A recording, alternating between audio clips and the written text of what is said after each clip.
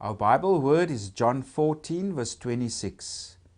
But the Helper, the Holy Spirit, whom the Father will send in my name, he will teach you all things and bring to your remembrance all things that I said to you. To give context for the Gospel of John, we appear to be having here a Jewish Christian community that's in conflict with the Jewish community at large, who has kicked them out of the synagogue. And so most scholars would date the Gospel of John to the 90s, the end of the 1st century, and it's based on the eyewitness testimony of the beloved disciple. And his community was also referred to as the Johannine community, because the Johannine literature of the New Testament, for example, the Gospel of John, the 1st, 2nd, and 3rd epistles of John, also the book of Revelation, that's referred to as Johannine literature. And because they carry similar language, theological themes, there's a similarity to them. And this Johannine community, which was probably headed by the beloved disciple at some stage, is probably situated in Asia Minor, maybe even in Ephesus. And there they were expelled from the synagogue, or they were excluded from the Jewish community. There are several passages in the Gospel of John where it says that they were expelled from the synagogue, where Jesus also warns them in the farewell discourse. They will kick you out of the synagogue. They will even kill you. And probably what happened also is that around this time, there was this prayer that the Jews prayed at the time. It's called the Shemone Ezra. And this prayer, it's also called the Tefillah or the Amida. It had 18 benedictions. And the 12th benediction was called the Birchat Haminim, or the benediction against the heretics. And this benediction was modified towards the end of the 1st century, probably under the leadership of Rabbi Gamaliel II, around 85 AD. This is now after the time of the destruction of the Jerusalem temple, and now the priesthood is gone, the temple is gone, so now the Pharisees and other leading Jewish scholars, etc., came together, and they began to assert their spiritual authority or religious authority over the Jewish people.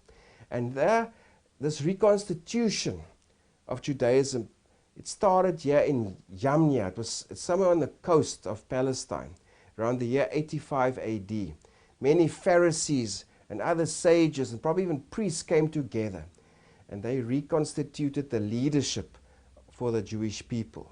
It was probably around this time that this 12th benediction was modified, also to curse heretics, but also including Christians. And it reads something as follows: "And for apostates let there be no hope, and may the insolent kingdom be quickly uprooted in our days. And may the Nazarenes," that's a references to the followers of Jesus, "and the heretics perish quickly, and may they be erased from the book of life." So this was a curse in this prayer, the Shemone Ezra. It was aimed at heretics, now modified to also refer to Christians. And this was probably now became part of the synagogue prayer that was used across the empire at that time. And now the Johannine community, they find themselves in Asia Minor and excluded from these synagogues, also in Asia Minor. And this exclusion from the synagogue, you can go read there also in various passages in the Gospel of John. There 9 verse 34, 12 verse 42, as well as 16 verses 2. So probably the Birchat Haminim, in other words, this benediction against the heretics, also began to be enforced here in Asia Minor.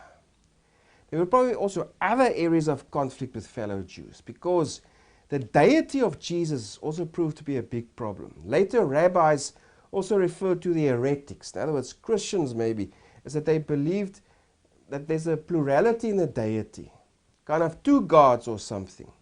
Because John 5, you go read chapter 5, suggests the deity of Jesus, his divine status. It was a big issue for other Jews who could not accept it.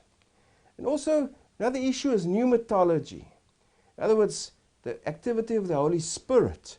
Christians claim that, hey, the Holy Spirit is working through us. This future age that God has promised, this age of the Spirit, etc., is now happening.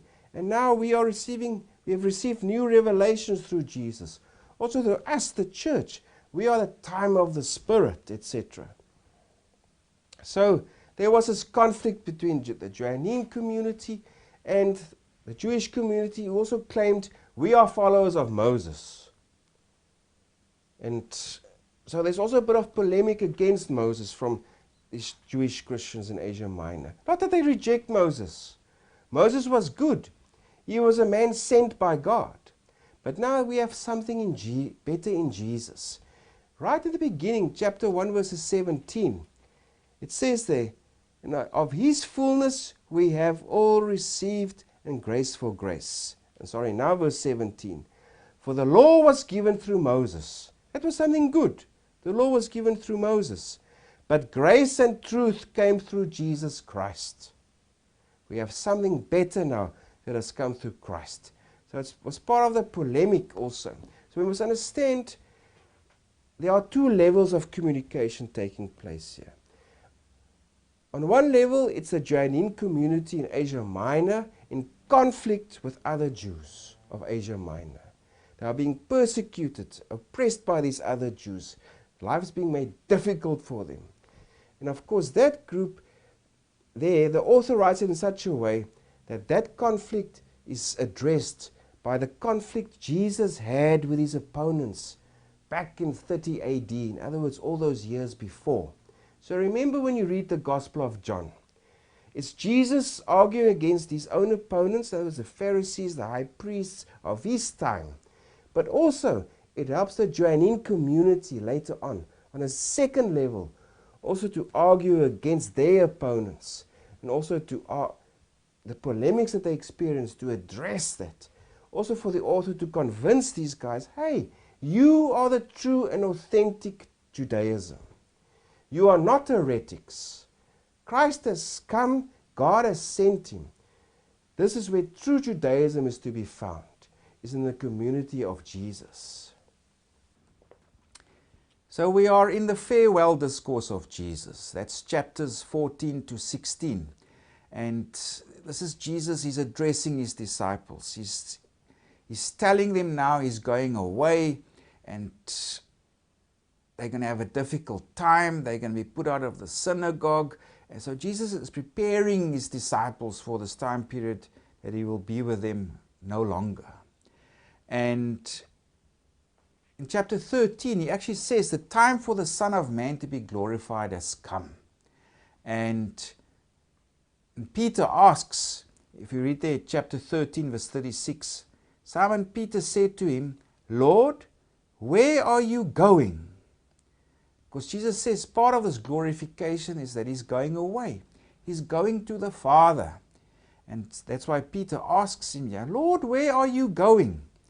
And so there's anxiety amongst the disciples. I mean, what are they going to do now without Jesus? Lord, where are you going? We want to come with you. And in chapters 14 to 16, Jesus explains in various ways that he's going to return to his disciples. And the evangelist writes it in such a way that this return of Jesus operates on different levels.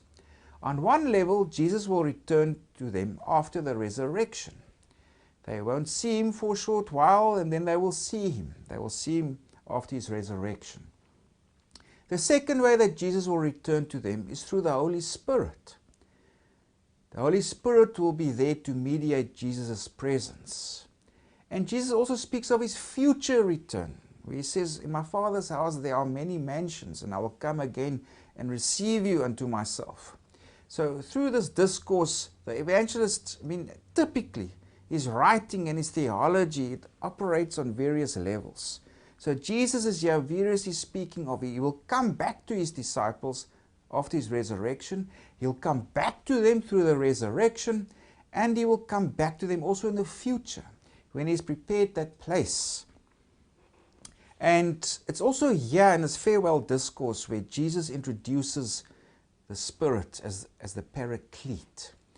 And the Paraclete can mean helper, it can mean counselor or advocate. It refers to this intercessory figure that will mediate on your behalf.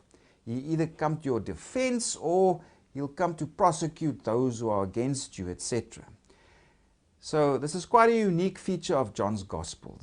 The Holy Spirit is approached as the Paraclete. And there are three main passages or areas where Jesus speaks of the Paraclete. That's in chapter 14, verses 16 to 17, and also verse 26. Also in chapter 15, verses 26 to 27, and also chapter 16, verses 7 to 11. And this Paraclete, or this counselor, this helper or advocate, it's actually another Paraclete. In other words, another helper or another advocate who will act in Jesus' place and who will mediate his presence. So if you read about this helper or advocate, etc., it's like another Jesus. But it's not Jesus. It's the Holy Spirit. So yeah, we also have elements that contributes to the doctrine of the Trinity, the triune God. So what's the role of this Holy Spirit or Paraclete? He will be there to reveal truth. He will be a teacher, and he will testify of Jesus. Also importantly, he will mediate Jesus' presence. So in a sense, Jesus is telling his disciples, I'm going away, but I'm not away. I'm with you through the Holy Spirit. Then also, the Paraclete will be a prosecutor of the cosmos or the world. He will bring charges against the world who has rejected the Son of God. So let's go to where it's first mentioned in chapter 14.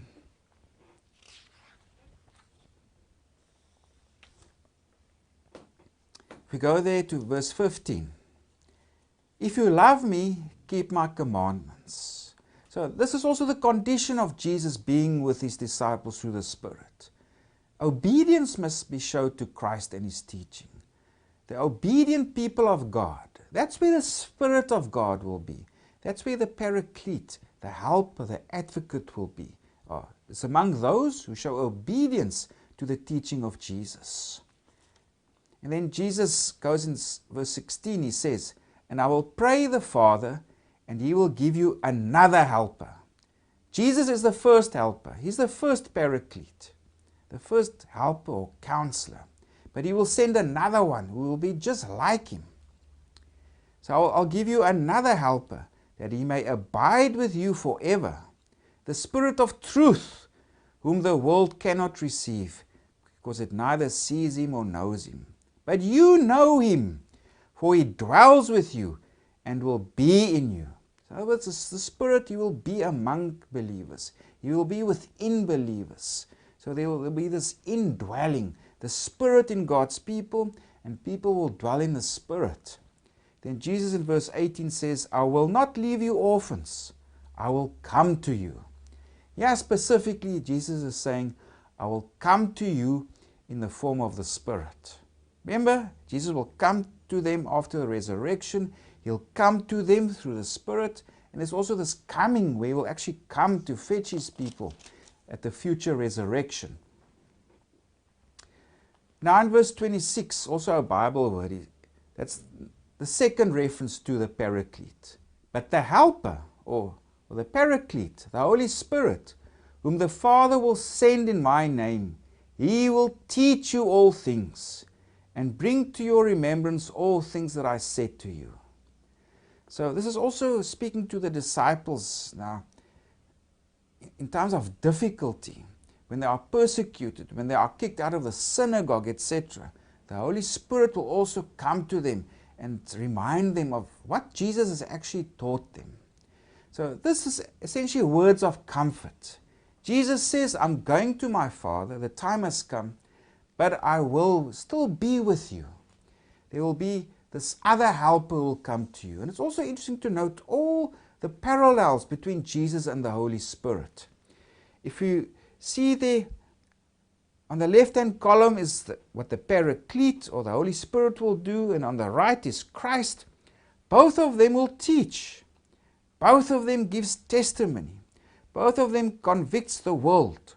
Both of them, they reveal, they disclose, and they proclaim essentially the nature of God or the nature of Jesus, etc. And the Holy Spirit or the Paraclete is a spirit of truth. Jesus himself is the truth. And Jesus is a Paraclete. And of course the Holy Spirit is also this helper, this advocate, this counselor. There are also many other parallels between Jesus and the Paraclete. So Jesus is saying here, he's giving these words of comfort. I'm leaving you, but also in a sense, I'm not leaving you forever because I'm coming back to you. And in our context here is, I will return to you through the Holy Spirit. This Paraclete will work with you. He will teach you. He will remind you of what I've said to you. He will testify about me, Jesus says. And also he will prosecute the world. He will come to your defense and your assistance. So this is Jesus. Even if he's left through the ascension, he's still amongst his followers. He's still amongst his people through the Paraclete, or this helper, the Holy Spirit.